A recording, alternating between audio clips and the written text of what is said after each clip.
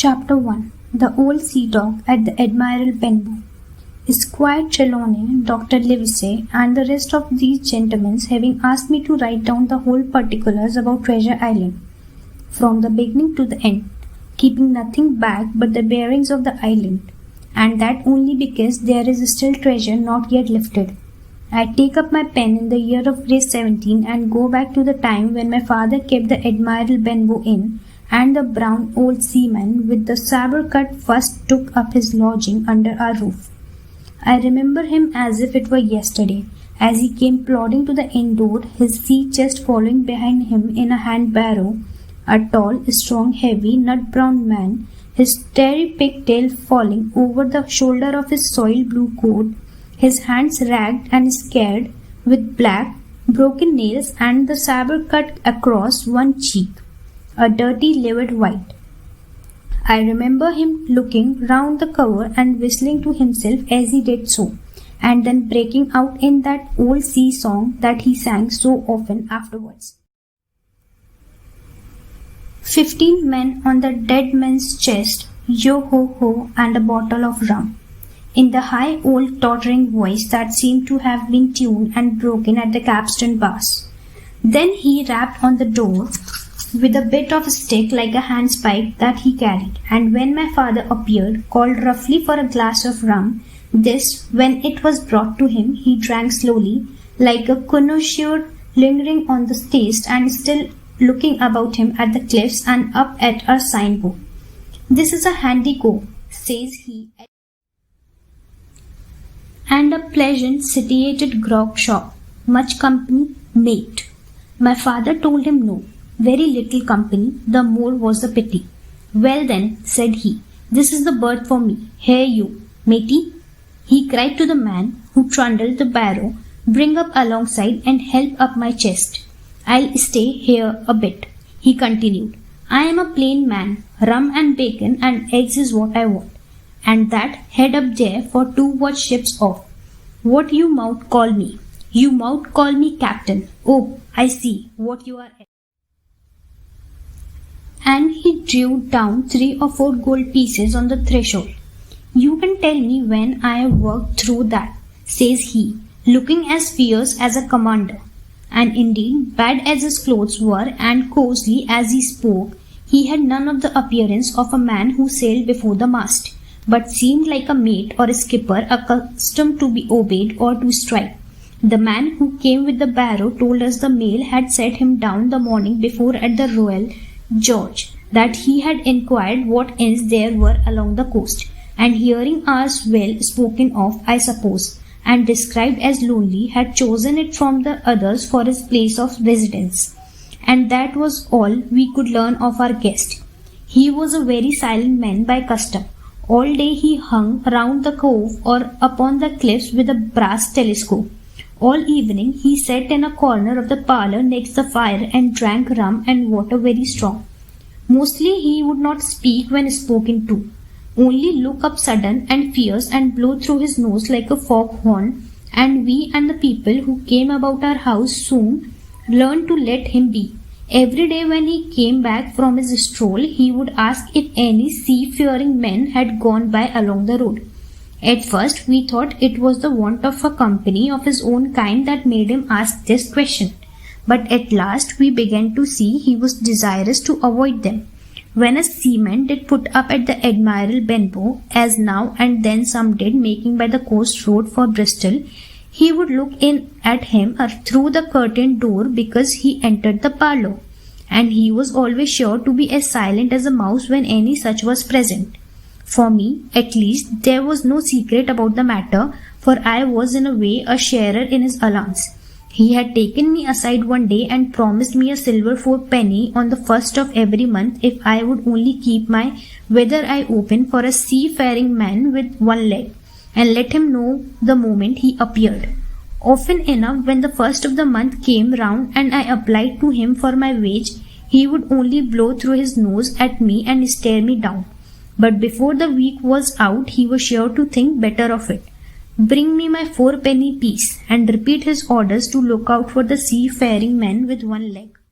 That personage haunted my dreams. I need scarcely tell you On stormy nights, when the wind shook the four corners of the house and the surf roared along the cove and up the cliffs, I would see him in 1,000 forms and with 1,000 diabolical expressions. Now the leg would be cut off at the knee, now at the hip. Now he was a monstrous kind of a creature who had never had but the one leg, and that in the middle of his body.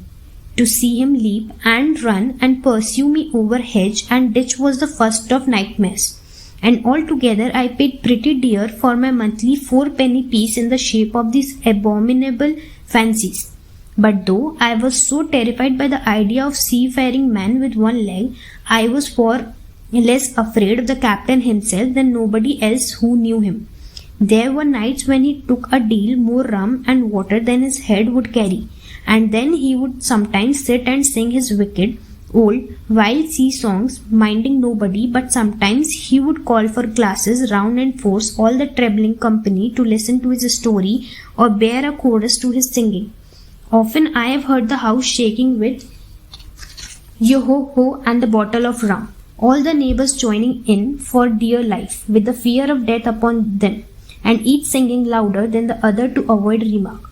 For in these fits he was the most overriding companion ever known. He would slap his hand on the table for silence all round. He would fly up in a passion of anger at a question, or sometimes because none was put, and so he judged the company was not following his story, nor would he allow anyone to leave the inn till he had drunk himself sleepy and reel off to bed. His stories were what frightened people worst of all. Dreadful stories they were, about hanging and walking the plank and storms at sea, and the dry tortugas and wild deeds and places on the Spanish Main.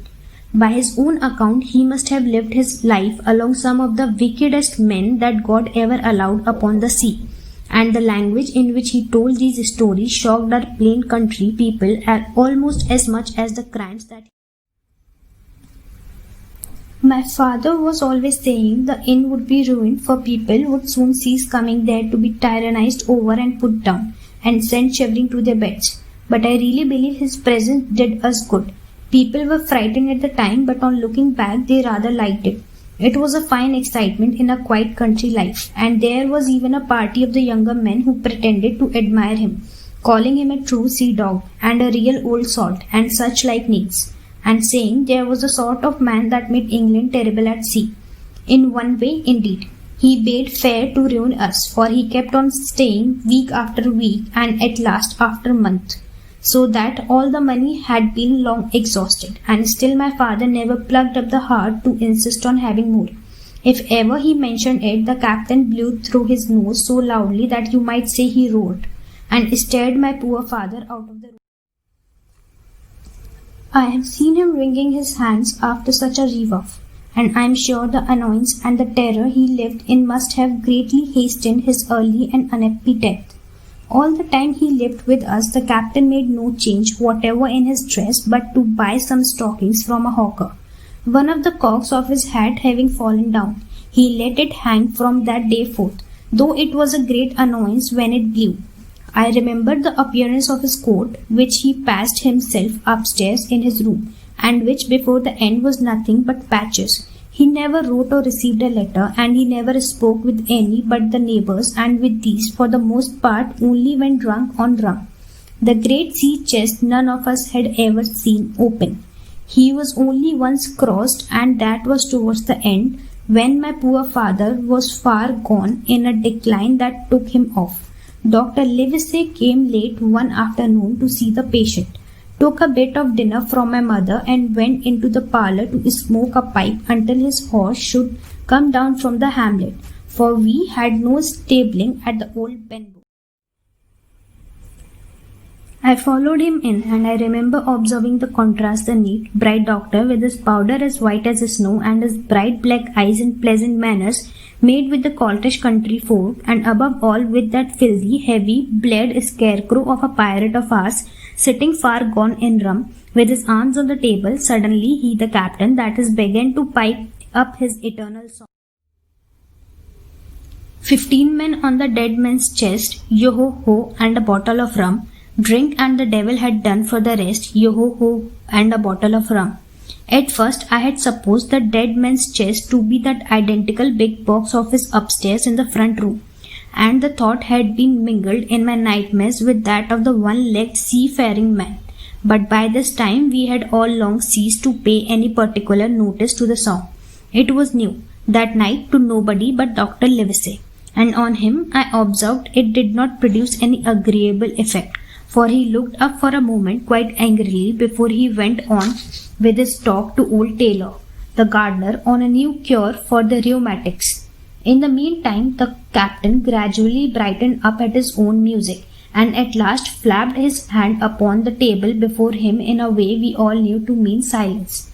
The voices stopped at once, all but Dr. Livesey's. He went on as before, speaking clear and kind and drawing briskly at his pipe between every word or two.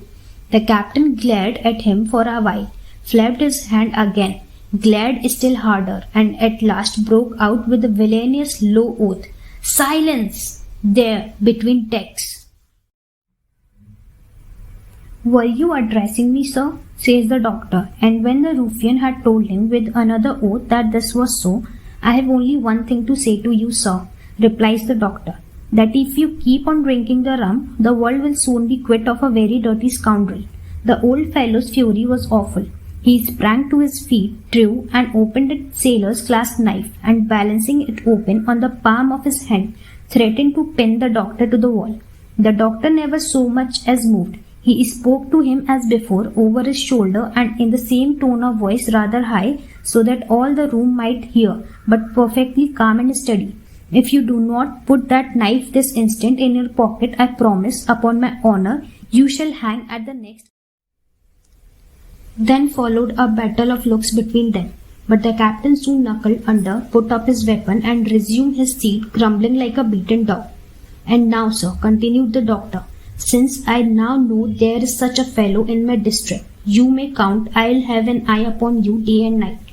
I am not a doctor only, I am a magistrate, and if I catch a breath of complaint against you, if it is only for a piece of incivility like tonight's, I'll take effectual means to have you hunted down and routed out of this. Let that suffice." Soon after, Dr. Livesey's horse came to the door and he rode away, but the captain held his peace that evening and for many evenings to come.